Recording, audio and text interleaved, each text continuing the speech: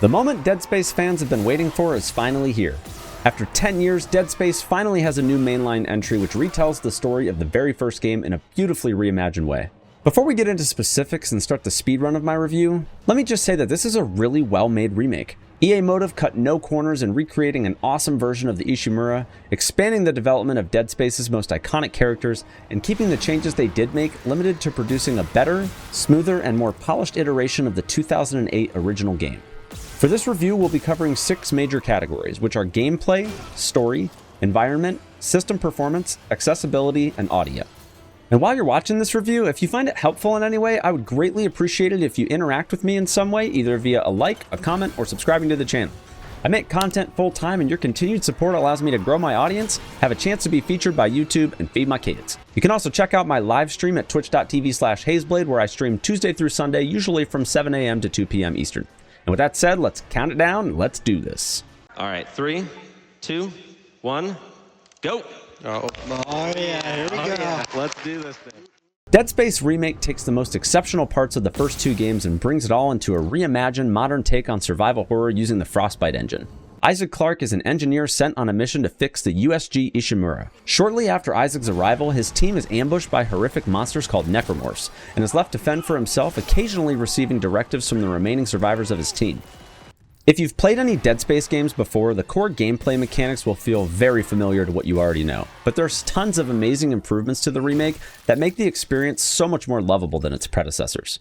Isaac's movement retains a bit of the tankiness from previous games, but is much smoother, and the move speed appears to be normalized quite a bit better than the previous entries. Animations are incredibly fluid, and during times when you need to run away from necromorphs, I found it's quite a bit easier to dodge them compared to the original. Using the stomp mechanic is not quite as smooth as it was in Dead Space 2, but is still greatly improved from the 2008 Dead Space, where each stomp was a long, drawn-out animation that you had to wait to reset before stomping again. Getting into combat, the main changes to note from the classic iteration is the addition of new alt fire modes for the line gun and the contact beam, as well as the peeling system, which allows you to see the layers of skin you expose as you work on dismembering enemies, making it much easier to tell how strong your attacks are, how close a limb is to being dismembered, and the overall condition of the enemy being attacked. The new combat system brings a ton of realism, variety, and overall enjoyment to the player experience. What makes this even better is how much more control players have over their arsenal. Instead of finding schematics for weapons and having to buy them, you can actually find every single weapon aboard the Ishimura without spending a single credit. Furthermore, you can leverage the storage system to bank weapons you aren't using, as the ammo drops you receive are guaranteed only for the weapons in your active inventory. I found this makes resource management much more manageable, and puts you in control of how you play. Other notable improvements to gameplay include the intensity director, which determines various events and enemy combinations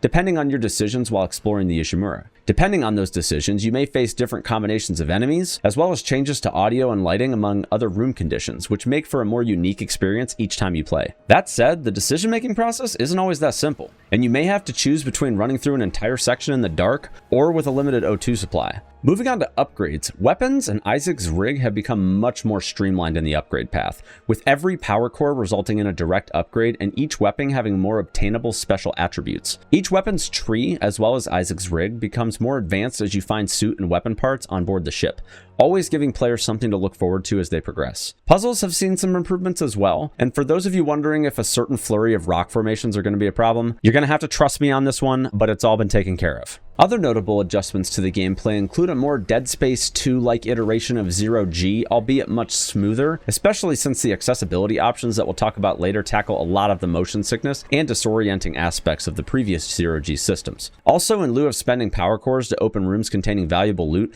EA made the decision to implement a progressing security clearance, which encourages players to backtrack to previous sections of the game, which may or may not have some new enemies, to reap the rewards of increasingly higher levels of security clearance. The only complaint I have here is that those daggone cutscenes aren't skippable. So playing through on New Game Plus might be a bit tedious, since there's many times in the story where you have to wait on dialogue before the doors open, allowing you to go to the next section. Now, before we wrap up gameplay, I want to talk about the new areas that really tackled some of my issues with the OG Dead Space. One of my biggest complaints in my first playthrough of the original was how much gappage the game had due to the tram separating the chapters, and not really making the ship feel like one big vessel. I absolutely love that in the remake, they have connecting passages between most sections, which require you to progress in the story before you can fast travel back and forth using the tram, keeping the immersion as attuned to the player as possible. Even when you ride the tram, you aren't met with a static load screen, but you actually ride the tram and await your stop. All in all, Dead Space Remake brings the gameplay you know and love from the original trilogy and delivers a polished, refined mechanical experience that I really enjoyed. But the praise doesn't stop there. This is a spoiler-free review, but assuming that most of you have played the original Dead Space, I'm not going to talk about the main story arc in this review anyway. What I want to focus on is the improvements to Isaac's character development, as well as the addition of various dialogue and sequences to add substantially more depth to the story compared to the original. The most significant addition that I felt had the most impact was Isaac being fully voiced this time around. Good call on the stabilizer, Isaac. Gotta always read the manual. One of my major gripes after playing through Dead Space 2008 was that I didn't really feel connected to Isaac at all because I had no idea what kind of personality he had. And while there are some hints as to what kind of person he is amidst the logs and objective descriptions, it came nowhere close to satisfactory to me until I played Dead Space 2 and got to hear his voice for the first time. I love that Isaac has a voice this game, and seeing how the script was altered to fit Isaac's lines in was absolutely seamless, and did so without compromising the main story arc. Furthermore, the addition of side quests added more background to many other characters and provided more continuity with Dead Space 2 and 3. The cast, both returning and new, performed exceptionally and really sold the characters they played. I can honestly say that all of my issues I had for my review of the original Dead Space were well accommodated in the remake. And while the story itself isn't perfect, it's still incredibly well written. Now let's get into the environment. I honestly don't have much to say here because the environment was already one of my favorite parts of all three Dead Space games prior to the remake, and the remake blows them all out of the water. This game is beautiful. From the soft yet vibrant lighting to the top-notch attention to detail in each and every room, combined with stellar graphics, and even if you're not a horror fan, there's a lot to look at and admire in this game. It's actually a shame there's no photo mode, as I reckon it'd be very popular considering how much there is to see and how much love has been put into making this game look its absolute best. I honestly have no complaints about any changes that were made to the color palette, the overall lighting, or environmental detail, as it all looks incredible and fits really well into how the game actually plays mechanically, and it keeps the tone of the story intact. But do these insane visuals hold up against current gen hardware? Callisto Protocol.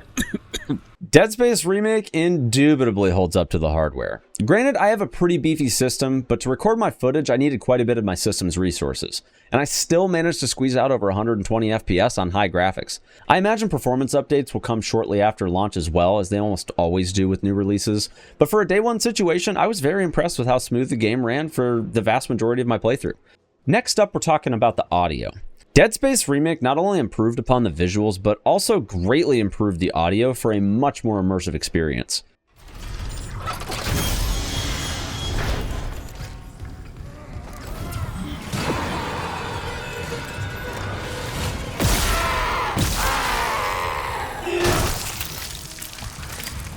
The previous Dead Space games are widely known for being unnecessarily loud, like going to a death metal concert but the band is a bunch of 5-year-old children. Their audio mix between music, effects, and voice struggled to maintain balance for any duration. One of the first things I noticed when I launched the remake was how much more balanced it was, and how I didn't have to adjust each of my sound settings all the way down to 30 just to be able to hear myself think. And while I didn't notice any major changes to the OST itself, I was very impressed with the overall quality and clarity of the ambient tracks. While in combat, it was much easier for me to hear where enemies were coming from, and in highly suspenseful sections, I was highly impressed by the level of detail and claustrophobia that the ambient sounds provided. Being in a room with no enemies but still hearing them in the walls was absolutely terrifying.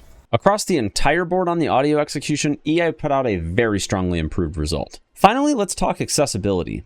As we all probably know by now, making accessible games is the future of the industry. And like every other aspect of this game, EA has paid careful attention to key accessibility features, and went above and beyond in implementing a wide array of options around narration, subtitles, HUD assistance, disturbing content censorship for players who would rather not see the abundance of gore, colorblind mode, camera shake. Many of the core options have highly configurable settings as well, allowing players to enjoy the game to the fullest regardless of their accessibility needs. They even include a full controller config menu, so you don't have to worry about using third-party software or buying an expensive premium controller just to adjust things like dead zones, trigger, and stick sensitivity.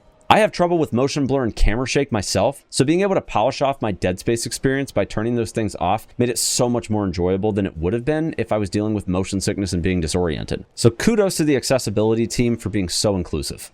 Now, considering all of these impressive additions across 6 crucial categories, how does Dead Space Remake compare to its predecessors? Let's find out and get to the scores. In gameplay, I'm giving Dead Space Remake 5 out of 5 trophies. I was already impressed enough with the more unique survival combat style of the original trilogy, but to see it updated with a modern set of controls, an abundance of mechanics that didn't replace the older systems but rather built onto them, and overall providing the player with more visual indicators of things happening around them, I really couldn't find much to complain about. I could nitpick about not being able to heal while aiming, but honestly, it didn't really bother me enough to even mention in the detailed review of the gameplay. As for the story, that's 4 out of 5 trophies for me. It's certainly not a masterpiece in this department, but I noted many improvements in the world building elements, so big points here for putting in the effort to build out more interesting and relatable characters. The environment's definitely going to be a 5 out of 5 trophies. I regarded this exceptionally well in my previous Dead Space reviews, and this remake does it even better. This is a damn good looking game. System performance is going to be 4 out of 5 trophies. It was honestly really solid. Not perfect, but very well done for day one. Audio's coming in on this one at 5 out of 5 trophies. I was genuinely impressed with how much effort went into improving this area from the original. Getting a balanced mix and ambient audio cues that alert you to enemy positions and contribute to overall immersion is exactly what this game needed to polish off the gameplay elements that were missing from the previous entries. And moving on to accessibility, that is absolutely going to be 5 out of 5 trophies for this game. With more and more studios looking to improve in this area, it is very clear that EA attuned themselves to the accessibility needs of their community and put out some kick-ass options to be as inclusive as possible to survival horror fans. That brings our average to a 4.67 out of 5 trophies, and in this episode, we're introducing 2 bonus awards, considering this is a speedrun channel where I also do reviews. And in future reviews, we'll be analyzing which game mechanics might be most beneficial to speedrunners, as well as calling out that bullshit. So with that, I'll give the Runner's Choice Award for the most speedrun-friendly mechanic to the controlled ammo drops, as we could probably exploit that to ensure we're getting plenty of ammo for our most OP weapons throughout the run. And the Reset City Award for lamest mechanic goes to those goddamn unskippable cutscenes. And time. Dead Space Remake is a delightful reimagining of its cult classic sci-fi horror predecessors and an easy introduction to the series for new players. It's available on PC, PS5, and Xbox Series X and S on January 27th, 2023. That's it for this video. My name is Hazeblade. Thank you so much for your support, and I'll see you next time.